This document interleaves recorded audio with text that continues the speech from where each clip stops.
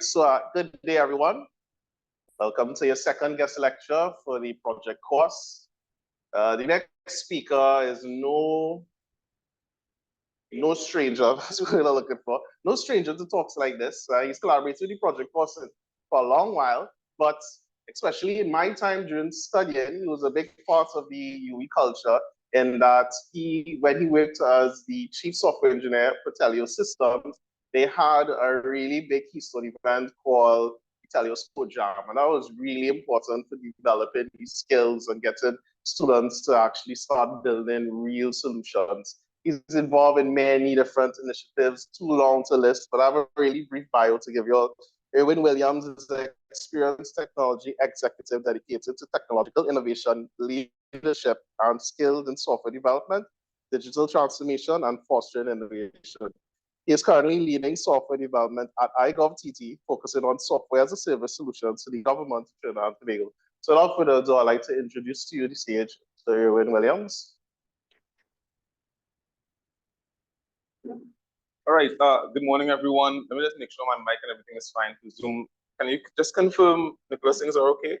Yeah, seem to be coming across here. Right. Mark Simon on Zoom, maybe he could give us some confirmation on the audio. Is Mark Simon in class here? I see one person on Zoom. So yeah, he says all that. All right, cool. All right, great. Good, so I'm going to try to talk about storytelling a little bit today. Not for the full hour, I want to hear from you as well. As Nicholas said, I'm currently at iGovTT. I started there very recently, like last year, 4 months ago. Before that, I spent 18 years. Anybody here is 18 yet? I don't know, I can't tell. But I spent 18 years at Telio Systems, where I left as the chief software engineer. So as Nicholas mentioned, a lot of fun over there and trying to have some fun in iGov as well. I see just one yawn, so that's a good sign. We're in for a good ride today. Yawns are fine. I was in a meeting yesterday and I was yawning. Like I was conducting the meeting. And when I realized I said to my coworker, oh, this is very boring stuff. And so we had to it's good to be self-aware. It's good to know when maybe the content is a bit dry. So we had to shake it up a little bit. We didn't play StarCraft like I wanted, but we got through it and there was not much more yawning after that. So that's a good sign. I want to talk about the magic of storytelling. And the first thing I'll say to us is, there isn't any magic. There's a lot of practice. And as we go through this, we'll see what I mean by practice. This is going to be interactive at a point, so get ready.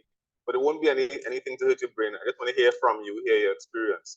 And as we go through this, hopefully we emerge at the end, maybe slightly better storytellers, but much more confident in what we have to say and how we can get it said. Make sense? Before I go on, I know this is the project course. Does that mean everyone here is doing computer science?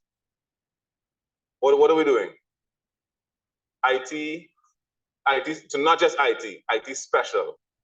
So when you put in, you're going to put in your resume, IT special as opposed to special IT. Because if it was me, it would be special IT for sure. Understand? You need to have something to stand up in the crowd. What is this BSc in? Special IT. Hire that man immediately. So we're doing IT and computer science. Any engineers here at all?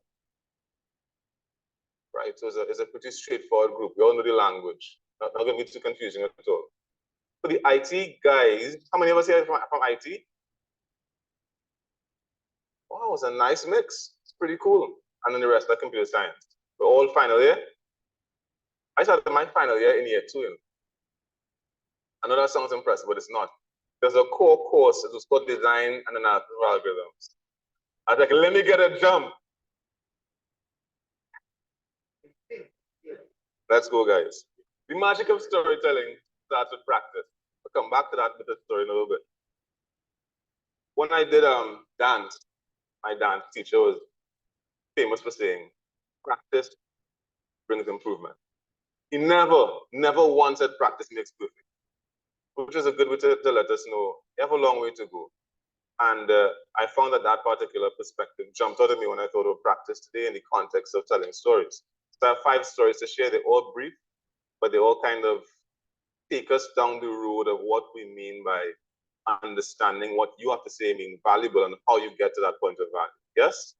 how you get there, how you articulate this matter you clearly have. So first story, dance. Let's jump into practice. I'm not gonna dance for you. I don't think the kind of dance that you like. Hey Diana, glad to see you. I love dance so much. Well, I love dance so much. I think I got married because of dance. Like I said to this young lady, let's dance. And she was like, wow, he's amazing. So it worked, right? It worked. However, the journey wasn't a straightforward one. That microwave is not my microwave, but it's a very close approximation to what happened. I was going to dance and I had no rag. Now, when my dance class was an hour and a half of Pete and old ladies, because young ladies not into dancing like that. I was doing ballroom dance. They had all these grannies and aunties and everything. Used to sweat a lot. So I needed to have a rag and I didn't have one. I dig into my drawer, found the nastiest, dirtiest rag I could find, and I washed it because I grew up with manners, right? I washed it, but now it's wet. It's 3 o'clock Friday afternoon. One of my bright coworkers says, stick it in the microwave. I didn't have a microwave at the time because I grew up in the cave, clearly. I didn't have a microwave. So he said, stick it in the microwave. No, I use it in the office all the time. So I just press 4 minutes and walk away like a boss. My boss says, son, daddy, uncle, kitchen smoking. When my boss came downstairs, there's a kind of sweaty sweat when you're frightened. I don't know if you know that sweat. It's not the same as regular sweat. I sweat regular sweat all the time, but the frightened sweat, greasy. It takes its time to kind of run down your face. That is what I had watching this man, about 12 feet away, and I could see him, and he said nothing. I remember that story in the context of dance, because what dance also teaches you is to start into a room and walk into the center. If you're really learning to dance, you don't hug the walls at all.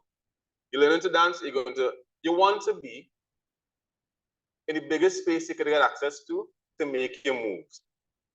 So dance taught me how to walk to the center. I do that by practice. So that's the key thing here. Church. Listen, I grew up in church. I still go to church. I love going to church. I didn't go all the time. In fact, when I was younger, my aunt used to take me to La Joqueta. Anybody ever not from Trinidad? All right, good. So we all know relatively La Joqueta is somewhere in the east, right? One of the things La Joqueta is not known for is very tall buildings. So start in the morning, 10 o'clock. The sun is your friend. And what we would do is walk around this track. They didn't quite look like that, but let's imagine walking with somebody, you know, the Lord loves you. And they just watch out that look of, move from my, you know, boy. You know that feeling of, why is this Jehovah's Witness man pressing my doorbell? I'm not even home. I'm not a Jehovah's Witness, but love is always friend. So that vibe of walking through a neighborhood and all you want to do because you are 10, 11, 12, you don't really care. But this box of tracks you got for free, you need to give out. You want to give out as many as possible. But you can't just throw it in a garbage bin. You don't have that level of foresight and knowledge and understanding. Because common sense is just throw the box and go away. But it never occurred to me, you need to give these out. That teaches you how to handle no really well. See, trying to give a track as a track? No, that's not a track, but very similar. No thanks. And you get the yeses eventually. You get 1 yes and 10 no's. And that teaches you the practice of many small rejections. I got so good about talking about Jesus with random strangers. I sat in a maxi one time and said, listen, what happens if you die before you get home? And I would get people to be like, yep, you're making sense. I didn't understand at the time that if you're trapped next to someone on a max and they're talking to you about death, they're going to go along the way you're saying. I didn't appreciate that really. But it's the practice of getting into someone's space and talking to them, being willing to hear them. That was my specific experience. I'm not saying you should either get a box of tracks or turn around to strangers in the max in the butt and talk about I mean, if you want to and they're inclined to, it's fine, but maybe look for a better opportunity where they could at least say no and walk away as opposed to be trapped next to a big, tall black man in a maxi, a dark maxi on the way to ring. Doesn't quite work the same, right? Practice. I played hockey in secondary school. That's not me. Very open-eyed, good looking. Like, oh my God, I just said Caribbean black man. And that's what it gave me. I was like, all right, open AI. You understand who we are, but I played hockey after school. One of the key things with it was I was in Form 4 and just about to be at that point in my life as a young man where I'd breaking all the rules, breaking all the windows, mashing up the place. Young ladies, you wouldn't understand it. Because in Form 4, you just on that upward trajectory to get to where you're going. But most of the guys in your life, opposite direction. We just want to mash up everything. It's just this raw. And so thankfully, I discovered hockey. A bunch of friends who just played it. Now, we just played it. These were guys who played football and in the off-season playing hockey. Nobody knew the rules. We formed a team, and the beautiful thing is they school like they recognized, give them fellas something to do. So we'd play after school and then go to the actual league matches with no coach. We just turn up at a match, play, win, and go back home. It was vibes until like the fourth to last match. We didn't know the rule. So that guy is me. We look the same. That guy is me as a goalkeeper. I love the game. I was wild, but I didn't know you're not supposed to hold the ball. So when they flick in a penalty, I dropped my racket and catch. And I felt really proud because they had a hand I couldn't to drop and catch. That's against the rule. So the practice there was, yes, fill your space, but also learn the rules now. Practice those two things. So remember, my goal is to tell you that storytelling is about practice. Not so much magic and skill and talent and look at that weird man and practice. No. You have to be practicing, but what practices do we have and how can we leverage that to become really good at telling a story and driving a narrative and delivering a really good presentation? I started to run when I was like 22. So hockey done, finished. The only reason I started was because my friends said we're going to run the Savannah. The first time I ran the Savannah, I was relatively fit because I just came from UE. And my UE was not your UE. Your UE had bus shelters and shuttles that seemed to be meandering throughout the campus at all points of time of the day. My UE was walk from here to SAC to the highway.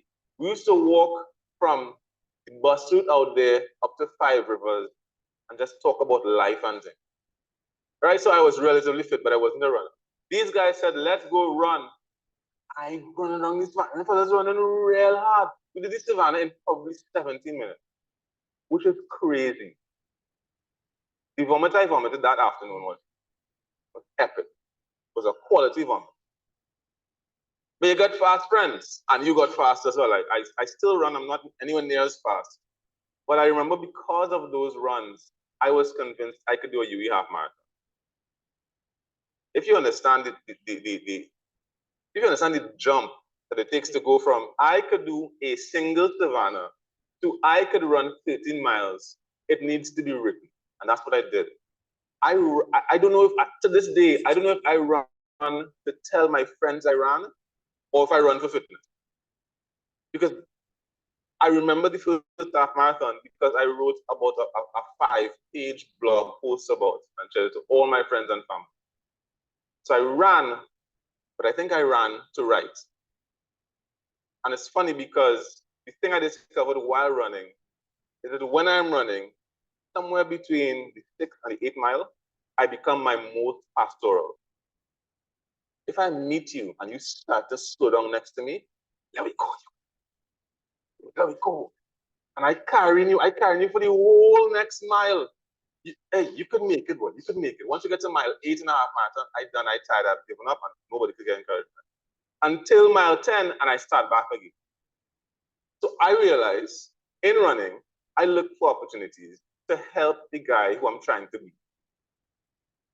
Which is weird, but it creates that awareness that in a strange way, if I'm trying to help someone who is actually competing with me, I help myself, which is crazy. But it's a practice. I didn't do it once. I realized this after several times of participating in races and wanting to tell a guy you could do it. I remember the first 5K I ran up in this area by that school up there in Northgate. I was so oriented to win with someone that I was beating my brethren, and it remains. He beat me many times after. It's one of only 2 times I could say I've beaten him. At the very end of the race to run up the street, I saw him struggling. I was like, hey, let me go. And he was like, you matter what? Finish the race. I did take advantage of that several years later when I saw he bowed out of a race and I started beating that one. But every other once he beat me in. But that idea of giving help in the heat of a situation, that's me. I know that about me. And so when I see it happening, part of my practice, part of how I occupy my spaces. Does that make sense? It can be a little stranger because sometimes the competitor wants to know, why are you telling me this? Keep that to yourself. Because that's how I am. And so far, I think I've done fairly well helping others as I move forward in my journey. I don't think I'll stop.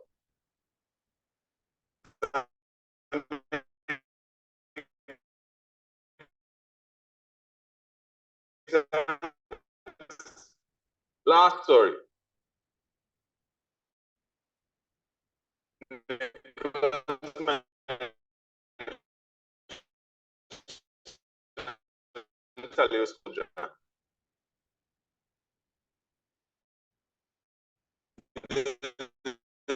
For 10 years. The first time we did it, we didn't even know we were side. We were like, we're just doing this thing once. One realized this thing was very, very cool. We picked it back up. Did it for 9 years straight up. Doing nothing like Tellius programs, plenty of work when you're not. I think want to build applications. It was not to do just one discipline named Nicholas Mendez. So like when it's software release, that's when it's the next program. 10th year, that HoloLens. And my small company wasn't buying HoloLens just so now we got one. Because we had this practice for 9 years of matching innovators and problems. When Cardi heard what we were trying to do, they had this huge grant that if you could help people build software for the coconut industry, we get any money you want. We got money. We told them we're taking your money and buying our HoloLens. We're like, yeah, no problem. And that's how HoloLens turns up. The practice there was doing Tellius code jams, but the practice instead of that was matching up people who had skills with those who needed them. Make sense? What's the point of all this practice? I have a clicky thing every time when I'm doing that. Why are you doing? My God. The point of talking about all those points of practice is to emphasize that you, not just me, you have substance. We think about storytelling as apart from it. I'm going to tell this story that's not really related to me or that I have to invent. And I invented from nothing. There are professional storytellers. And so last year, I think I missed that slide altogether. Let me go back to it. Last year, when I spoke about storytelling, it focused a lot on this thing called the hero's journey. And it was so epic. I turned up here in a story because I got here late. I was like hot and sweating. They're like, where did man come from? And I said, my wife, we had this vaccination and we had to go down to town and I didn't have the car and I took a plane. And so I was the hero in this story and I went through these steps, right? I didn't want to do that this year because I came to realize that though this is valid, the people who run this structure down tend to be professional storytellers. Like their work is to tell stories. So they learn this is one of the strong ways stories are told. You are not professional storytellers yet. Maybe a few of you are. There's a girl I follow on LinkedIn. Her name is Tony. She has a blog. She has a blog maybe every 2 days. Of this class, maybe 5 of you will be like that. And that's okay. We all don't need to be storytellers. When you watch The Witcher, you're watching The Witcher, but there's a bard singing. And who became famous? Blasted bard for singing some Dutch song. You know what I mean? You have bards and you have witches. Was she? Are you serious? Oh, wow. Oh, very cool. Need to message her. So you could choose to be a bard, you could choose to be a witcher, you could choose to be a combination of both. You know? Now I'm not trying to say you should go out and kill people. But the idea of knowing what your substance is important.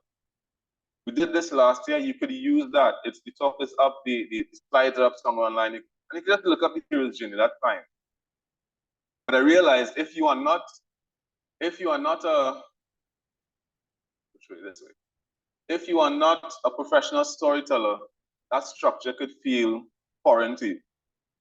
And when you're trying to compose a presentation to talk about the project, you can be thinking, when is the call? Where's the ordeal? Where's the return? And because we are all nerds, we like structure, we like rules. So we think, oh, it must have a return. It must have a call. And that's not the takeaway here. The takeaway starts with, you already have the ability to tell great stories because you come from stories. I just told 5 of my stories that define my substance. And it's not all, of course, I could talk about plenty more things, but those are just 5 examples. But those 5 examples, if you look at me talking today, you can see all of that in how I presented it. You can see the hockey man, you can see the health man, you can see all of that. You wouldn't see my career burning, I learned from that.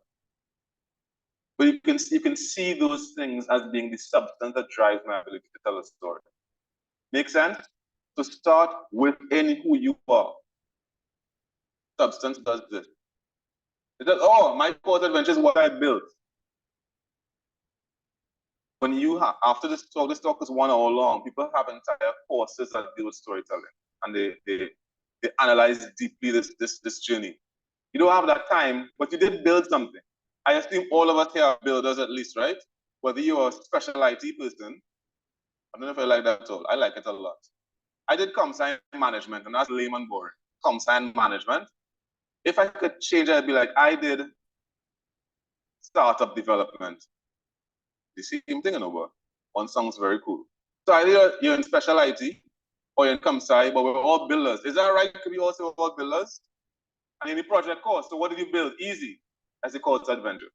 You must have a why, and your why could be lame to outside people, but to you, I like this. I built this. This real bad. Remember when Google was first created? It was a weird thing, and it was. What's the big thing with Google when it was first created? You guys know history? It starts with P, ends in rank. Page rank. And how does page rank work? With backlinks. What boring, inane statement is that about anything? But for them, this was their research, this was their work. So you had a reason to build it, right? Similarly, well, you may have seen something in building it.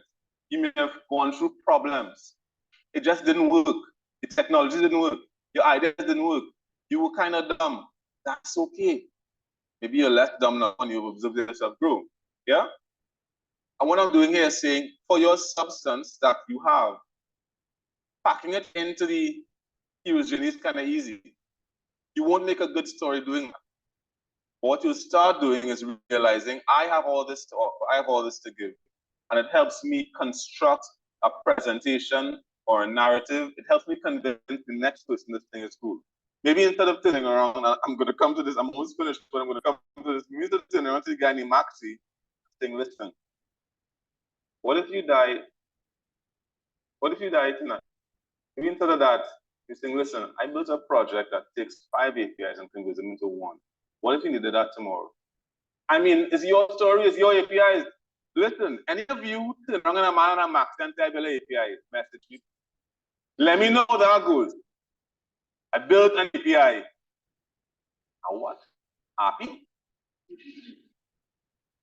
My God. We go through those questions afterwards, right? And so what that means is if you have substance, you need to lean into your authentic self. I have an exercise. I don't know if you have time. I want you to think how much time I have a few minutes.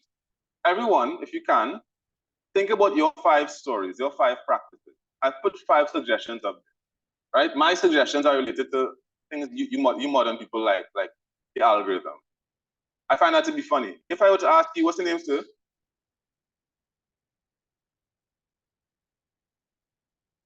Take your time. Victor. My uncle is Victor. I don't like him at all, but Victor, yeah, I like you. I like you. Victor, tell me 2 things about your TikTok algorithm.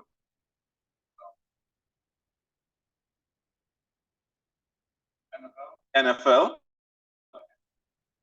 Very cool. You don't look like either of those things, and nor do I, as it turns out. And my TikTok is filled with amazing slow-mos of FIFA. I don't play football, I don't watch football, but TikTok catch me. But them slow-mo's real bad.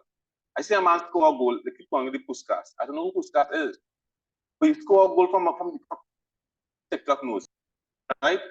Like it might know you. And that therefore means it's a story to tell about your algorithm. Because I imagine everyone's algorithm is different, right? It'd be a neighborhood. So I give you a neighborhood story of growing neighborhood and annoying neighbors. Greetings in the wonderful name of our Lord and Savior Jesus Christ. Yeah? Greetings and salutations, fullest track. That's my neighborhood, one of them. Something about your neighborhood helps frame your story. Anybody, tell me a casual skill you have. You didn't try, but it's your skill. Run across any blue camisole, what do you call this thing? Jacket. Tell me a casual skill you have, like sewing or dancing or talking very loudly unnecessarily. Oh my God, we said casual though. That casual. Anybody said anything I like to do art, they probably have like a gallery at home in their parents, and not because they have all these pieces and everything. It's a piece and what kind of art? Visual art or and graphics. So guys, if you're looking for the person to give you that UX experience, there she is. I don't want art as a casual skill. I want a true casual skill. That's too hard. It's a casual skill. Swimming. I tried to swim. I tried to swim. I tried to swim. Swimming is damn hard. What is wrong with you people? Nicholas and I know this because we did the Miraculous Open Water event. Extremely hard. I was the fourth slowest person that day. Guys, casual means you could just wake up in the morning and your quality level is high, right? But we would take the art and swim for the minute. The point is, those practices can inform you about the substance you bring to tell your story. Because it becomes a thing like this. It becomes the way you could triangulate to find the best way to tell your story. We often have this, I don't want to give you a set of rules. I want to give you 5 ways to win at storytelling. That's what the internet is for. If you want to just go search, how to write a good story, find a bunch of stuff. It will not connect with you the same way your story is connected. So I'm saying, if you're building a presentation, yes, you know about the hero's journey. Yes, you know about very cool ways of laying down words, but it will not work the same way unless you understand what connects to you, your experience, the journey you've been on. Does that make sense? So then use your practices and use it to build your story from your life experience. What that does, as it turns out, is it helps you in the world to come. All of you are growing up in a world where when you start to work, either you are using large language models or you're building them yourself. You will not escape them. As it turns out, there's an example. I won't go to the link now, but I'll send it afterwards. There's an example of a lecturer almost crying out online because their students are using ChatGPT and it's actually dumbing them down. Because they're not native English speakers. So they've had the experience of when they talk, people don't understand and they treat them as less gifted than they are. So they go to ChatGPT, it gives them some spiel that's admittedly horrible, but they can't even pass the horror. And so they sell themselves short. One of the ways to treat with the oncoming world is your authentic stories. When I go to ChatGPT, I tend to start with, this is who I am, this is what I've built, this is what I'm trying to do. Give me some perspectives on what I've done, as opposed to tell me how to do this thing. Because today, in today's world, all LLMs are horrible at that. Because they're not meant to do that. They're not meant to create in the way you create. Because when you create from stories to project, you start with who you are. There is no other way to create. You can't create outside of yourself and your story. That's not how that works. So then I'm saying, if you're building good stories, start with your experiences, start with what you've seen, what you've understood, what you've grown through, and use that to jump off. It doesn't mean you're going to go to a presentation, a hockey stick in your hand.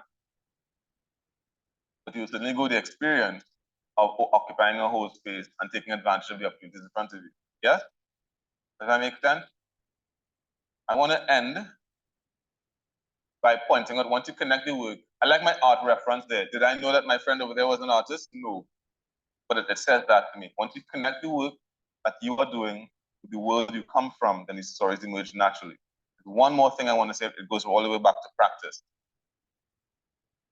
Not because I said you have it in you, it means that's sufficient. Once you start to craft a story, once you start to create a presentation, this goes for all of us, you must practice.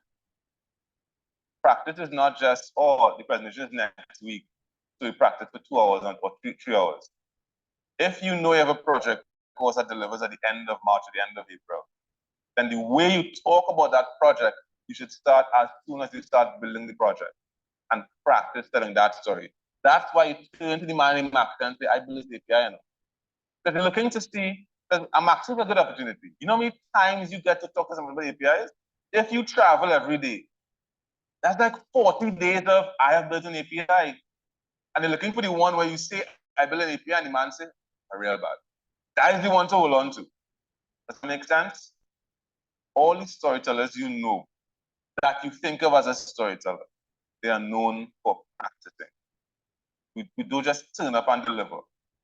Those who you see turn up and deliver, I'll end with this story because I was helping my friends prepare for a race at school. And we were kind of laughing at people who think when someone turns up and they win a race, it's because they just naturally gifted and talented. What you don't see, because we were there Saturday morning, 6 o'clock, running this race course. What you don't see is that guy is doing hours and hours of prep and training to turn up and deliver. Similarly, if you want to be great at delivering a presentation, you want to be great at telling a story, you have to practice that so well that it becomes part of your story, becomes part of who you are. Does that make sense? Let me pause, take any questions if we haven't.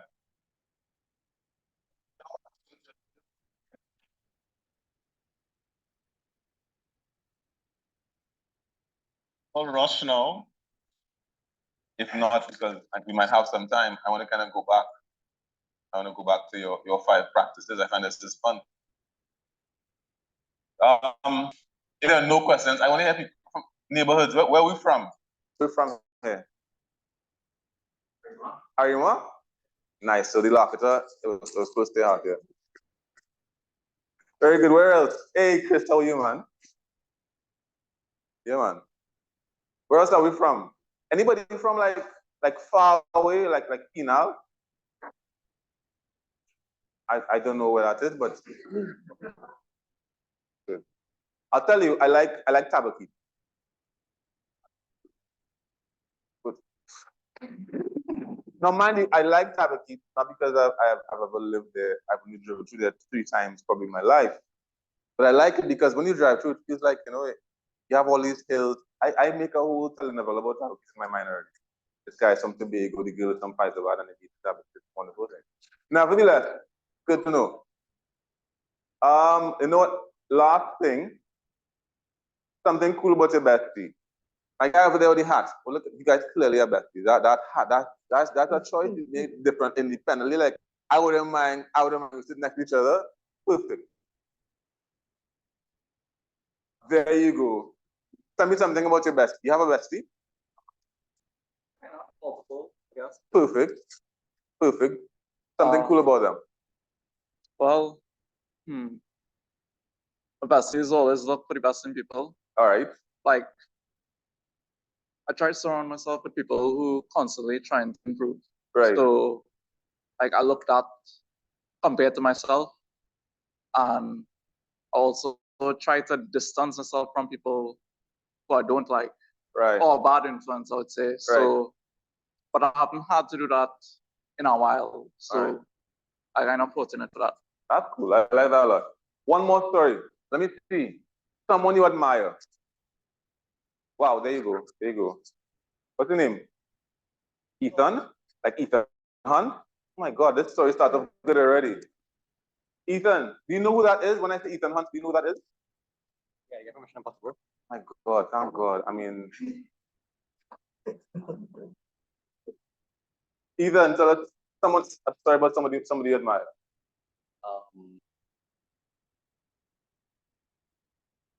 I admire no one and I hate everyone. No, I really thought about like somebody specifically that I admire. I guess it's just like the actions of different people and Right? take that into account rather than like just that person. Right. I want to make it hard for you. Think about one person. One person. Yeah. Um, Not yourself. no, I was not gonna say myself.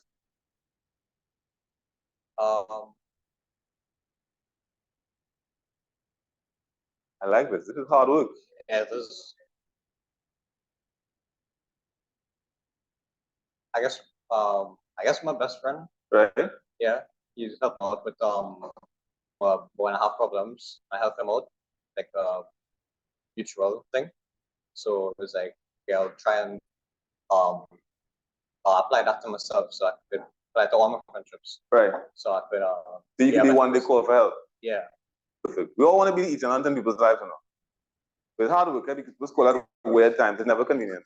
You're in the middle of a Fortnite game and they're calling you, hey, I shut down on the highway and it's 2 miles from Bissam. Can you come support me? Ethan will turn up because he is Ethan. But the rest of us might ask 2 questions before we leave the house. Guys, I want to end there. This is not your typical how to tell a story session. That was by design. I think many of us have good practices we need to explore. From there, build a really cool narrative that people will be interested in. Yeah? If there's one word we take away, what is it today? Thank God.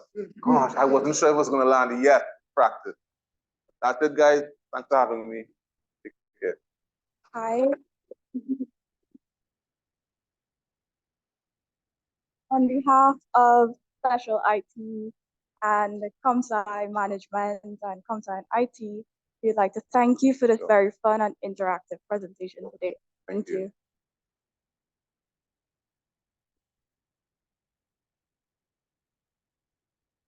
Right. So thanks again, everyone, for coming out. Thanks to our speaker.